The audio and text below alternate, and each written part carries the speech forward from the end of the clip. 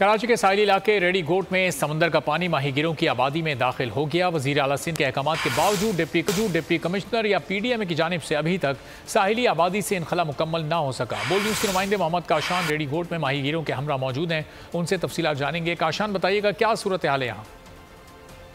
मैं कराची के साहिली इलाके रेडी गोट सैयद पाड़ा में मौजूद हूँ। समंदरी तूफान बिपर जो है जो कराची से 310 किलोमीटर के फासले पर रही है, उसने इस इलाके के अंदर तबाही मचा दी है। समंदरी पानी जो इनकी आबादियों में दाखिल हो गया है। कोई टीम आप लोगों के पास आई, आपको बता दीजिएगा क्यों फराहम नहीं की गई अभी तक?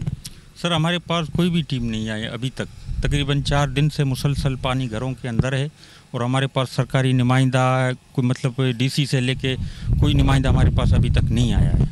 और दूसरी बात यह है कि हमारे पास जो अभी हिफाजती बंद है और वो भी ऐसी ज़बून हालत में है जिसकी वजह से जो है ना, ऐसा समझो कि पानी अंदर ही आ जाते हैं। ये पानी जो है बंद को तोड़ता हुआ इनकी आबादी के अंदर दाखिल हो गया है, जबकि वज़ीर आला सिंध की जानिब से वाज़ेह अहकाम जो है जारी किए गए थे कि माहीगिरों को जो है मुतबादिल जगह जो है फराम की जाएगी। ये अपनी मदद आपके तहत यहाँ पर जो है काम कर रहे हैं और खुद ही यहाँ से पानी की निकासी आपका जो हिसाब है जो खुद ही पानी यहाँ से निकाल कर समंदर की तरफ रवाना कर रहे हैं PDMA की जानिब से। शुक्रिया काशान अपडेट करने के लिए।